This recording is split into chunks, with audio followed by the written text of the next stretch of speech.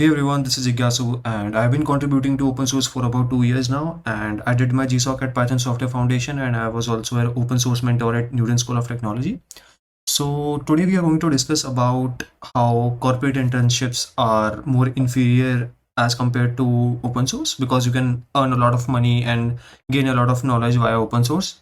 Let me tell you about a few problems that there are in the Indian corporate internships. I'm not talking about the US startup which are giving you an internship because they pay you in dollars.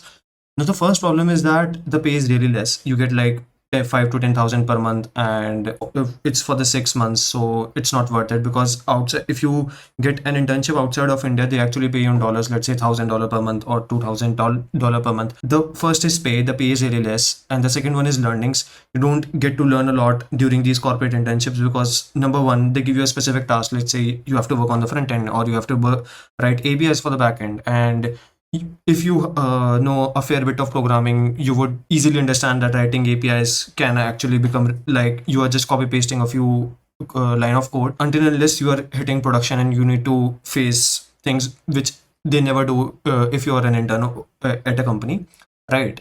So the problem is the learning. If you're doing the same thing for the next 6 months, your learning would actually stagnate after a certain period of time. But in open source, that's not the case, right? We are going to talk about the solution as well in afterwards. But let me complete the problem part. The another problem is that there are a lot of internships who are unpaid internships.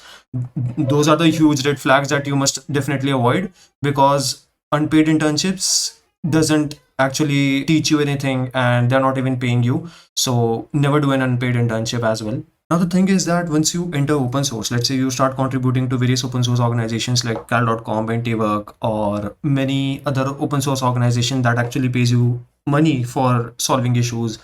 Or let's say if you're not even getting money for solving issues, you get to learn a lot because it's your choice to actually look and contribute to a specific section of the code base, right? No one is telling you to, let's say, write the front end or let's say write this specific API or let's say you have to change this specific logic. It's your duty that you need to read at others' code, right? Because that code is written by really smart maintainers and they're maintaining it for a very long time. So when you actually look at their code, you get to learn a lot because one is writing your own code. You learn it definitely, right? You learn syntax, you learn how to write a logic. But when you look at someone else's code, you actually see different patterns, how you can solve a specific problem in another way, right? So in open source, you actually get that liberty because the whole code is open source for you, and you don't need to get selected in sort of way because that code is open and you can actually look at it. So first is learning. So in open source, the benefit is that you learn a lot. First of all, your learning is exponential. The second is money. A lot of open source organizations don't pay you money for solving issues, or let's say you're just learning in the starting. But if you get noticed, let's say you are an active open source contributor, there are a lot of repositories that actually keep you as an intern, or let's say give you a full-time job. But there are really few organizations which do that, but you actually need to find them. But even if you are not getting, let's say, paid during that specific period of time, the learning that you get during the period of your contribution, that actually exponentially increases your, let's say, earnings or let's say your career growth, because those are the real problems that you are solving on open source, right? So that actually adds a huge value to your resume. So now I'm going to talk about how can you find these opportunities via open source.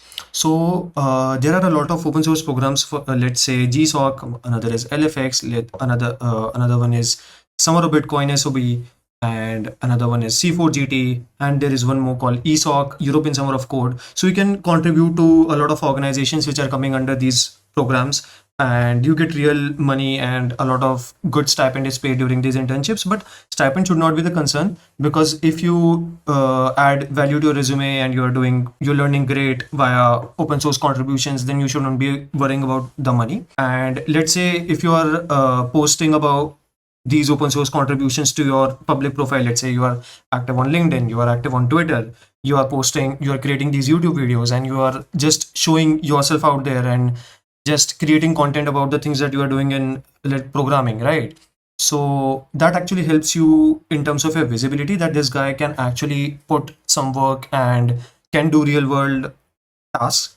because what these founders and CEO want is that are you able to hit production on day one, right? So a lot of these founders expect you to be a high agency developer. So what is a high agency developer? A high agency developer is someone who can just land on day one, hit production, and start doing the task which let's say junior or senior engineer is doing, right? You can match their pace.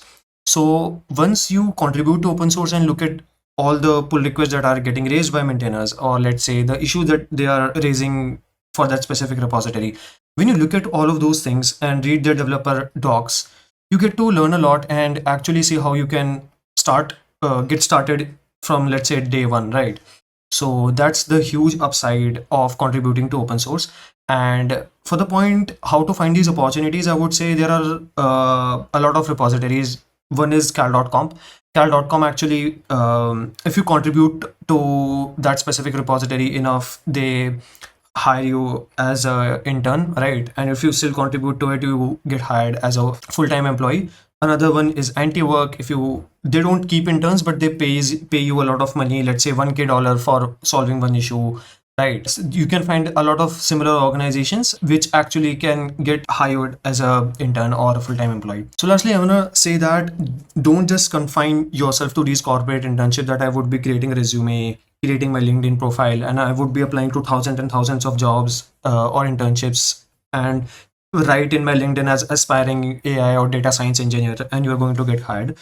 That's not the case, because a lot of these companies look for people who have real world experience, and you can get that real world experience via open source, because no one has to actually hire you in open source, because you are independent and can go to these organizations and make code contributions. And lastly, I want you to warn about specific thing, is that don't use AI a lot to spam peers, because I have contributed to quite a lot in open source, and I've seen frustrated mentors of different repositories that they have to close a lot of PRs, right? So don't do that as well. That's it for this video. If you guys have any doubt, or let's say want to ask something or have future suggestions about these videos, then please drop down in the comment section.